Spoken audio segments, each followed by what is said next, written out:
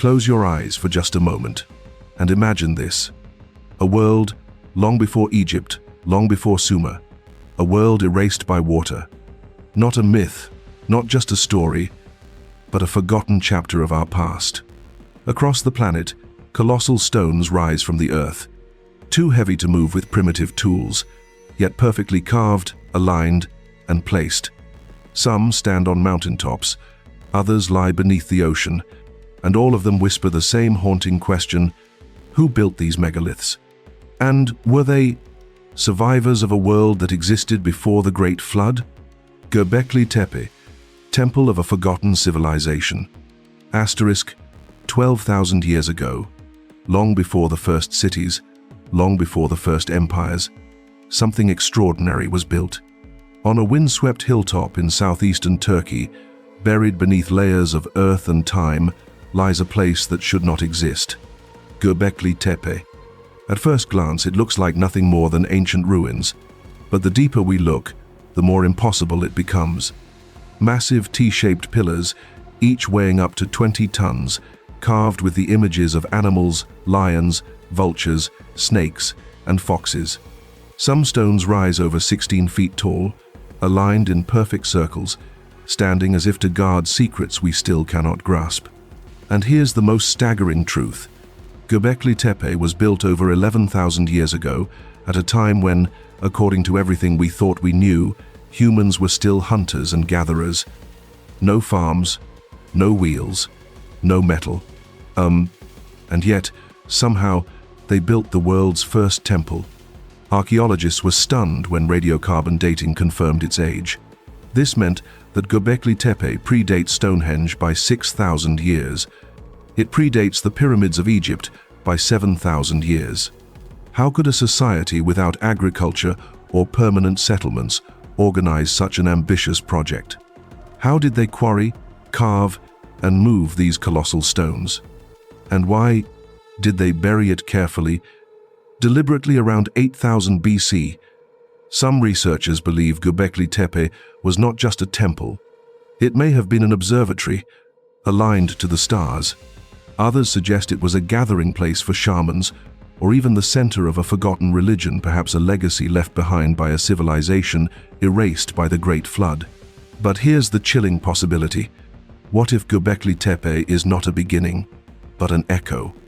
A memory of something even older, something lost when the world was drowned? Because when the last ice age ended, the Earth's climate shifted violently. Glaciers melted, oceans rose, floods swept across continents with unimaginable force, and entire cultures, if they existed, would have been wiped away, leaving behind only stone as their witness. Göbekli Tepe may be the smoking gun, a monument whispering across millennia. We were here, we built, we remembered, and perhaps they wanted us to remember too. Baalbek, the stones of the gods. Asterisk, high in the Bekaa Valley of Lebanon, lies a place of stone so massive, so impossible, that even today it defies explanation. This is Baalbek, a vast temple complex, later dedicated to the Roman god Jupiter, but its foundations, they are far older and far more mysterious. Because here, at the very base of the structure, lie stones so large that they make the pyramids look small. Imagine this, a single block of limestone, 70 feet long, 14 feet high, and weighing nearly 1,000 tons. That's the weight of about 200 elephants. And yet somehow, in the deep past, it was quarried, cut with precision, and moved into place. 3 of these colossal blocks, known as the trilithon, form part of the platform of the temple, perfectly aligned, locked together with almost no gap between them. The Romans, who built their temples here centuries later, never attempted to move stones this large. They simply built on top of what was already there. So the question echoes through time. Who moved the stones of Baalbek? And how? Modern cranes cannot lift these blocks. Even our most advanced technology would struggle to replicate the feat. So what tools, what knowledge did the builders possess?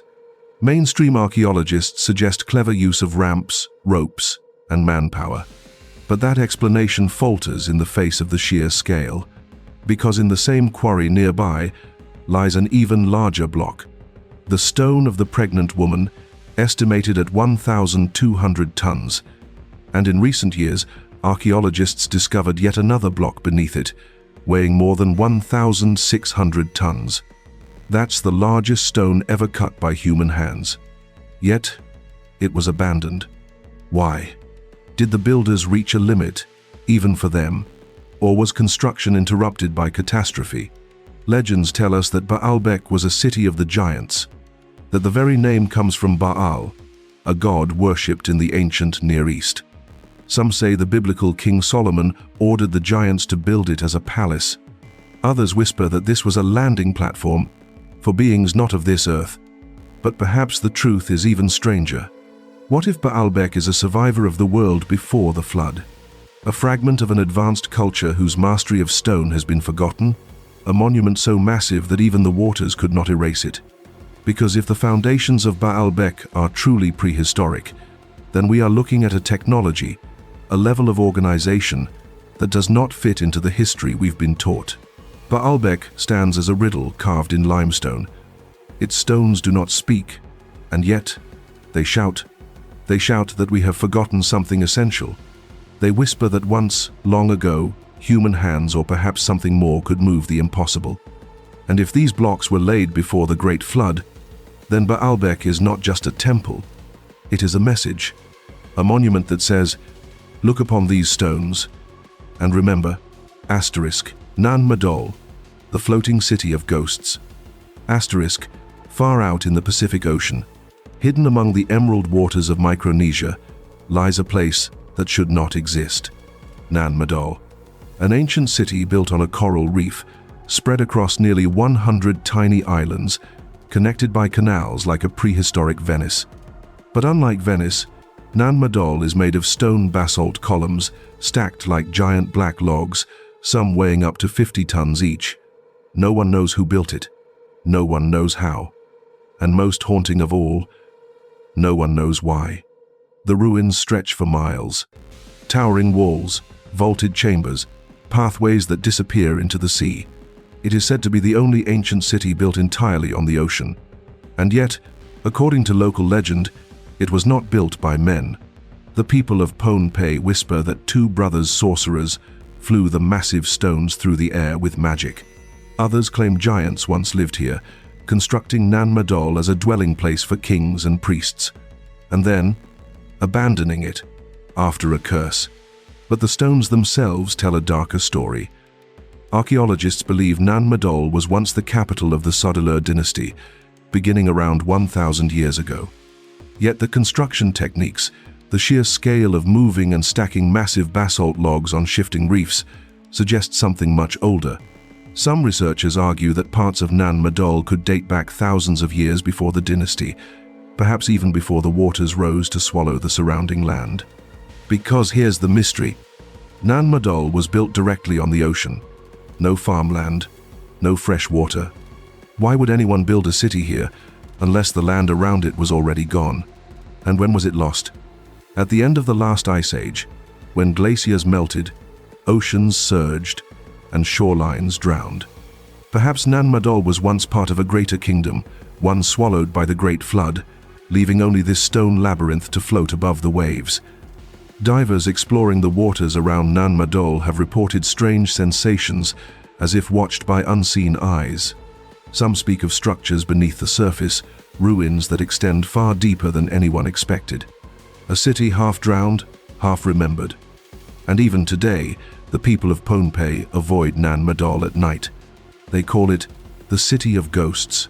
They say spirits roam the canals, whispering in the dark, guarding the secrets of its builders.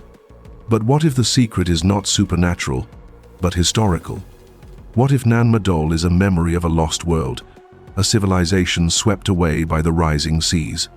A city whose stones tell us that humanity's story is far older and far stranger than we've been allowed to believe.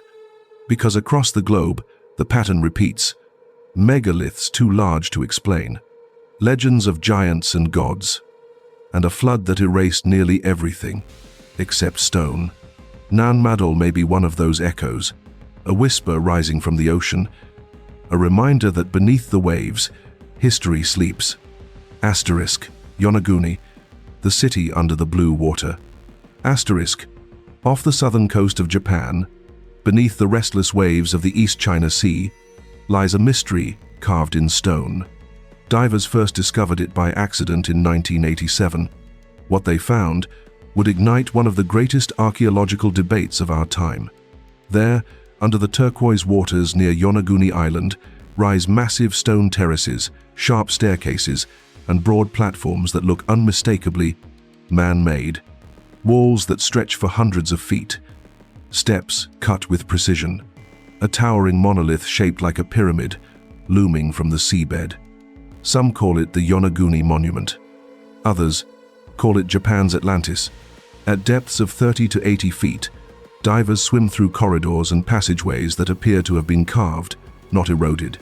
Massive blocks fit together in geometric patterns, right angles, straight lines, flat planes, features nature almost never creates. But here's the haunting part.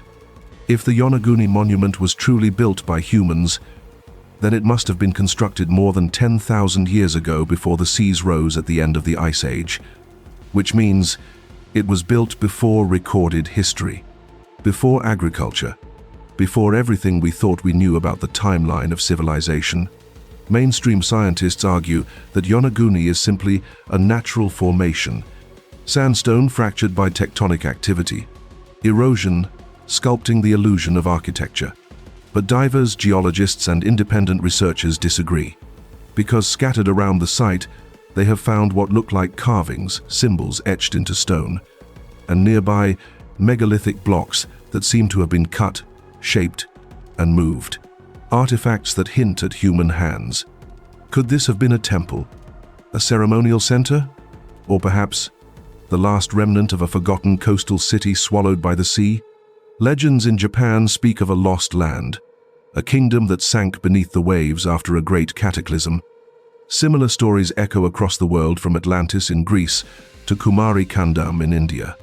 Could Yonaguni be part of that global memory? A survivor of the same disaster, the Great Flood? Picture it. 10,000 years ago, this was not ocean. It was dry land, alive with people, rituals, monuments. Then came the melting ice, the rising seas, and the waters claimed it, burying the city, silencing its voices, leaving only stone. And now, as divers glide silently through its sunken halls, they stir those voices once more. Yonaguni challenges everything. If it is man-made, then civilization is older, far older, than we are willing to admit. If it is natural, then it is a miracle of geology so perfect that it mimics human design. Either way, the monument waits, beneath the waves, unmoving, unyielding, whispering across millennia. We were here before the flood. Asterisk. The Great Flood, in human memory. Asterisk. Across every corner of the world, the story is the same. A flood. A great, unstoppable flood. It comes in waves of myth, legend, scripture, and yet the echoes are too clear, too universal, to dismiss as coincidence. In the Bible, it is the story of Noah, a righteous man warned by God, who built an ark to save his family and the creatures of the earth. The rains fell, the waters rose, and the world as it was ended. In the ancient land of Sumer, the Epic of Gilgamesh tells the same tale. Utnapishtim, chosen by the gods, builds a boat to survive a flood sent to cleanse the earth of men. His ark, too, comes to rest upon a mountain, just as Noah's did. In India, the scriptures of the Mahabharata speak of Manu, warned by a divine fish of a coming deluge. He builds a vessel, saves the seeds of all living things, and begins the world anew. In Greece, it is Deucalion and Pyrrha. In Mesoamerica, it is Coxcox and Xochiquetzal. In the Pacific Islands, it is the tale of Nu'u, who survived on a great canoe. Everywhere, the same story. The waters rose. Civilization fell. Only a handful survived. But what if these are not myths? What if they are memories? Memories of a real event that scarred humanity so deeply it burned itself into every culture, every tongue, every generation. Science tells us that around 12,800 years ago, the world entered a sudden, violent shift, the event known as the Younger Dryas. Glaciers melted with astonishing speed. Sea levels surged more than 400 feet. Entire coastlines disappeared. And with them, whatever civilizations may have flourished there. Göbekli Tepe, Baalbek, Nan Madol, Yonaguni, scattered stones that do not fit the story we have been told. Whispers of a time before the flood, built by hands we cannot explain. Were these monuments warnings? Anchors of memory, designed to endure the waters? Or were they fragments of a civilization advanced enough to build in stone what wood and clay could never survive? The mainstream view insists that humanity only rose from hunter-gatherers to farmers around 10,000 years ago. But if the flood myths are true, then our history may be far older and far more tragic. Imagine a world connected by trade, knowledge, and megalithic architecture. A world shattered by a global cataclysm.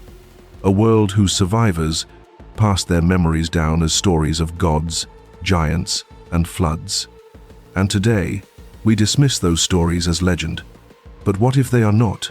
What if they are fragments of truth, wrapped in the language of myth? What if every temple, every sunken city, every colossal stone is a survivor's voice calling to us from before the waters came? The Great Flood may not just be a story. It may be the turning point in human history, the wall of water that washed away our beginnings, leaving us stranded in a history half remembered, half erased. And perhaps the megaliths that remain are not monuments of worship. They are monuments of memory. They stand as silent witnesses to a forgotten age. They remind us, we were here, and we were more than you think. Asterisk, the echo of forgotten civilizations. Asterisk, we stand on the ruins of time, gazing at stones that should not exist. Göbekli Tepe, Baalbek, Baalbek, Nan Madol, Yonaguni, scattered across continents and oceans, yet all telling the same story. A story of a world that was, and a world that was lost. The Great Flood is remembered as punishment, as cleansing, as legend. But what if it was none of those things? What if it was simply the end? The end of a chapter erased by water and silence. And here we are thousands of years later trying to piece together fragments left behind. Carvings on pillars, blocks too massive to move, cities drowned by rising seas. Are they warnings? Are they messages? Or are they invitations beckoning us to search deeper, to question harder, to remember longer? Because maybe the greatest danger is not that we never learn the truth. Maybe the greatest danger is that we forget to even ask. So the megaliths remain, silent, immense, whispering across the millennia. We were here, we built, we endured, and when the waters came, we did not vanish. We became a memory, waiting for you to rediscover. Oh, and the question that remains is not whether these stones are real. The question is whether we are ready to listen to them. Asterisk.